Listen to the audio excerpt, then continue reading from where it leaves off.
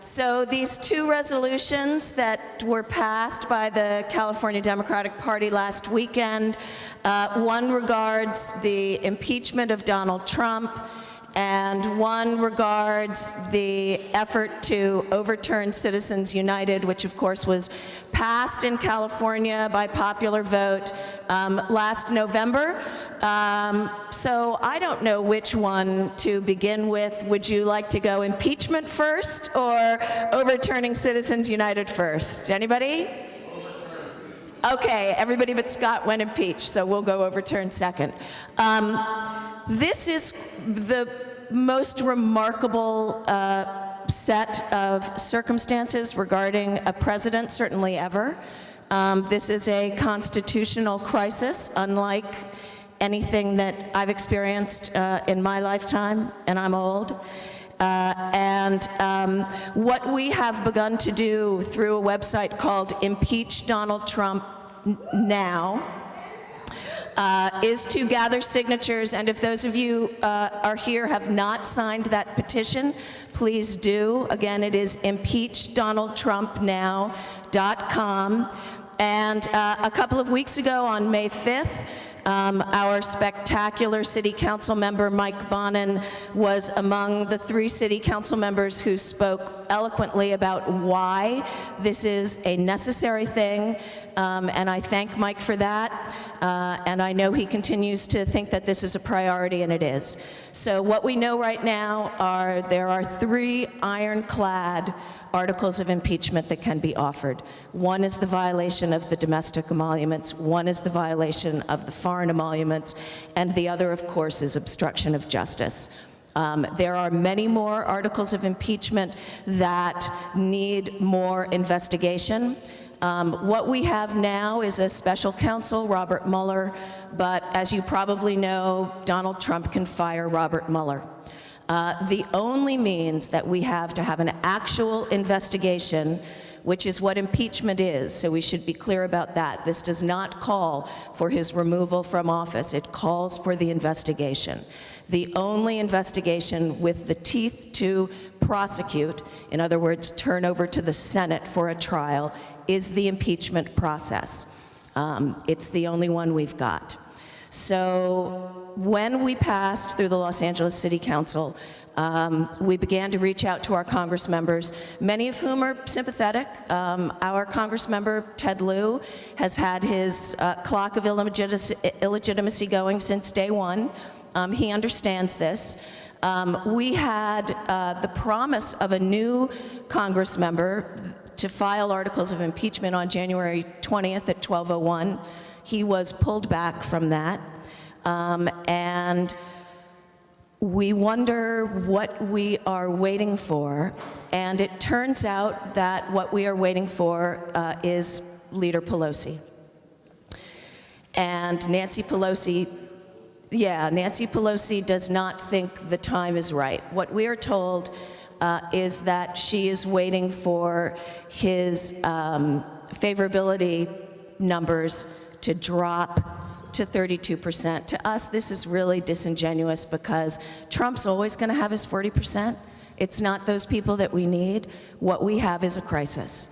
And so what we're asking folks to do is to not only vote in support of this today, not only sign up on Impeach Donald Trump Now, but to also email Nancy Pelosi at American Voices, and let me make sure I get this exactly right. I hope. Yeah, it's right here. Thank you, darling. At americanvoices@mail.house.gov. That's her public comment line. Everybody can write her there. Say again? americanvoices@mail.house.gov. We bird dogged her a little bit last week as she was coming out of the Women's Caucus with a rousing impeach Trump cry. It did seem to make her a bit uncomfortable, but we have to do this, right? This is, I don't see any way that we get through this without this, or he will continue to violate the Constitution every day that he's in office. And the impeachment avenue is our only real means to hold him accountable and find out what the freak's going on. So there's that. American Voices at mail.house.gov. Moving on to the resolution in support of Prop 59 very quickly. When our representatives were instructed this past fall to do all that they can to overturn Citizens United and other applicable judicial precedents, including but not limited to an amendment that would reestablish our right to regulate money in elections and also make clear that corporations do not have constitutional rights. That was an instruction for every person in California who is representing us. So that's not only our Congress members and 2 senators, but it's also all of our legislators. Many of our legislators have yet to sign on to this. Many of you have a letter that we are using in our Make California Prop 59 Compliant campaign. As Democrats, we believe that this is something that we can use to press the Democratic advantage, especially in those 7, maybe now up to 9 districts. If there are some that are turning more toss-up every day, to really make that distinction between who is willing to, again, stand up for democracy, get the corporations away from the policy table, allow us to regulate money in our elections, who will and who will not.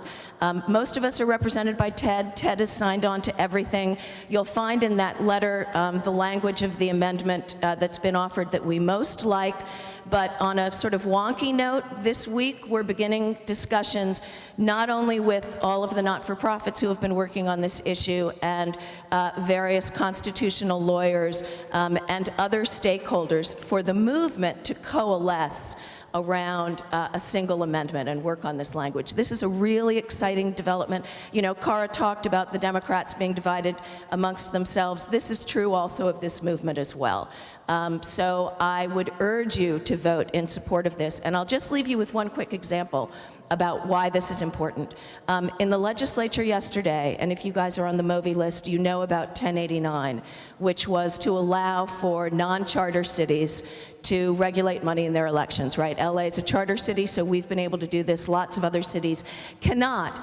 This was in Senate Appropriations yesterday, this bill. It was Kevin Mullin's bill, 1089.